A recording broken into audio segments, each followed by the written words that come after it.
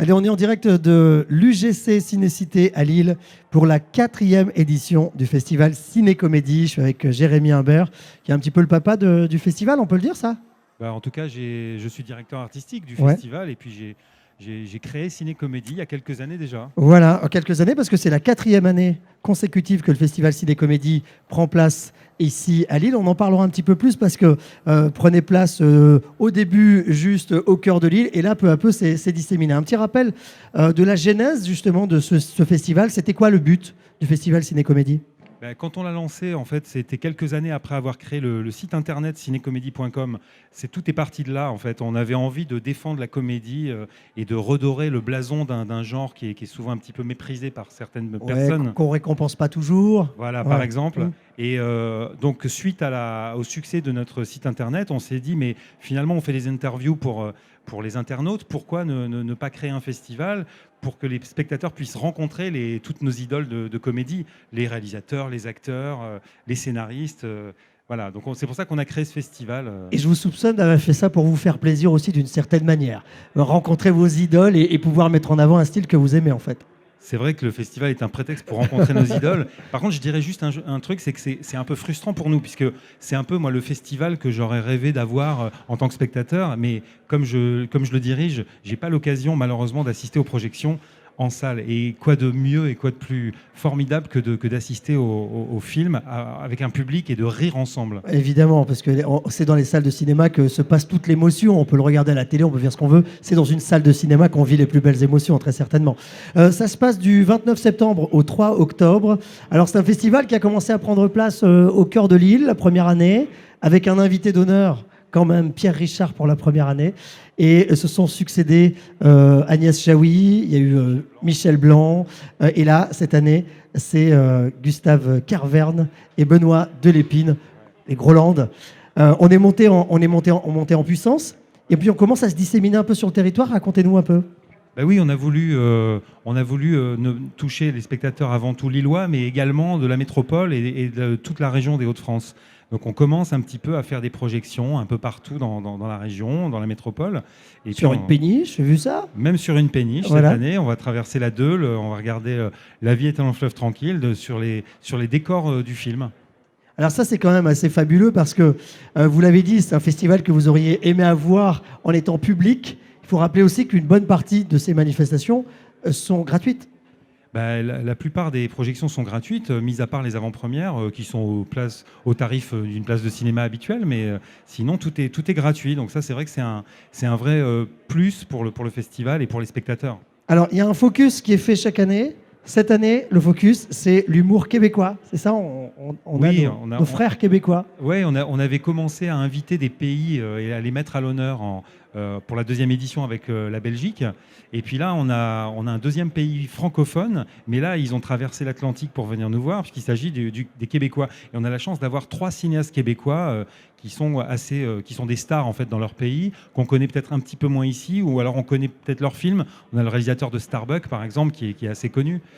Et ils nous font l'honneur de traverser l'Atlantique rien que pour le festival Ciné-Comédie. Alors, ce qui est intéressant, c'est qu'avec ce festival, finalement, même si on aime la comédie et que du coup, on ne connaît pas très bien, par exemple, l'humour québécois, c'est l'occasion de se baigner là pendant quelques jours, de se baigner, de voir des films et de s'imprégner finalement de ce que c'est que l'humour québécois, par exemple, c'est ça? Oui, c'est-à-dire qu'on a justement, on est allé accessible. On est allé dénicher des pépites.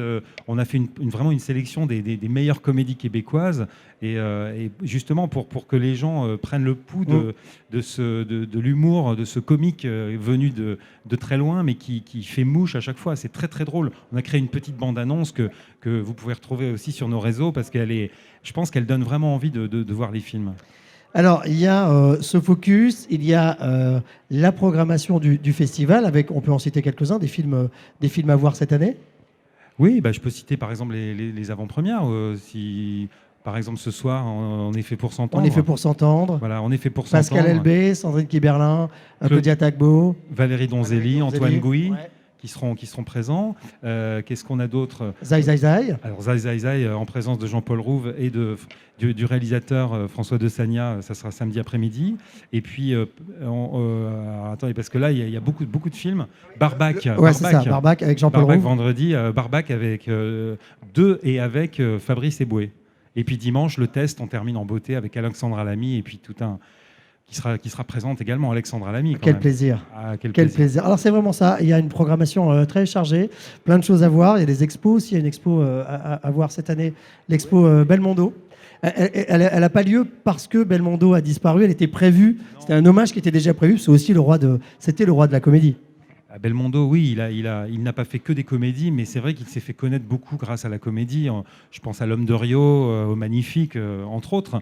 Et puis, ça fait quelques temps qu'on voulait lui rendre hommage. On lui a même proposé d'être l'invité d'honneur de la 2e édition, donc celle qui suivait Pierre Richard.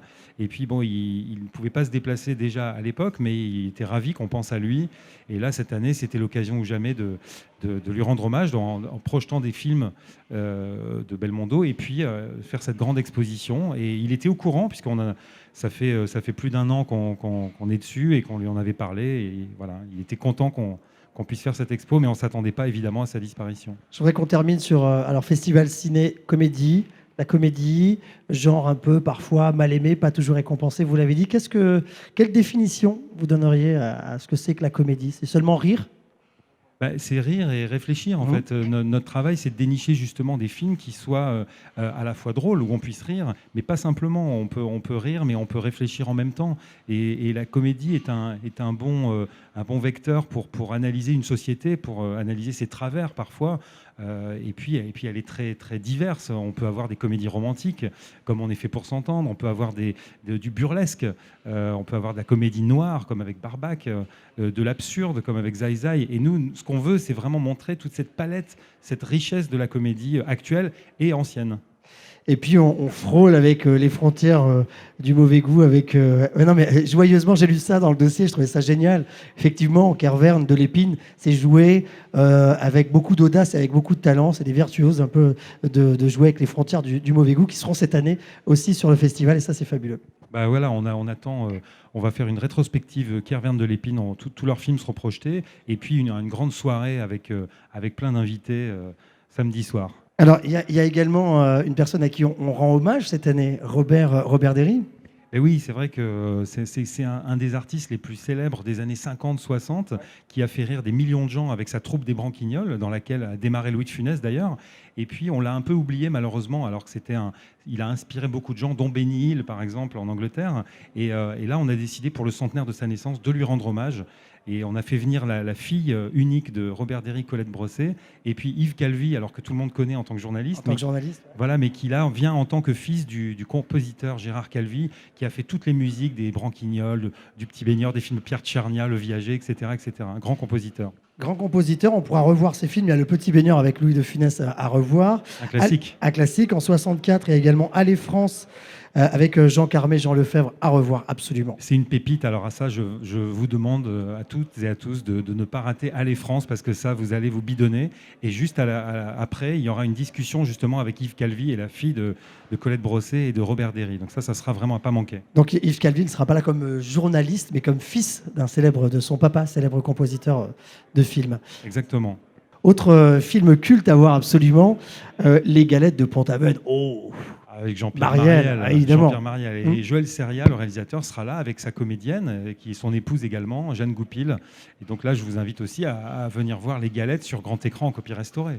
Et puis l'occasion de reparler de cette époque des Galettes de Pont-Aven, puisque Jean-Pierre Mariel était un petit peu leur comédien fétiche, en fait, finalement. Ah oui, Jean-Pierre Mariel, c'est une histoire d'amour avec Joël Seria, et c'est vrai qu'il s'est fait connaître par ses rôles de beauf magnifique, comme on disait à l'époque, et il est irrésistible, et les dialogues de ses films sont irrésistibles. Et il faut vraiment voir ça sur grand écran et redécouvrir. Ouais, des artistes encore avec une trempe incroyable, une audace et un détachement aussi d'une certaine manière. Donc voilà, à voir absolument Les Galettes de Pont-Aven et tout un programme à suivre ici au Festival Ciné-Comédie. Ça se passe du 29 septembre au 3 octobre. Ça se passe un peu partout, un programme chargé qu'il faut absolument avoir. Merci beaucoup Jérémy. Merci à vous.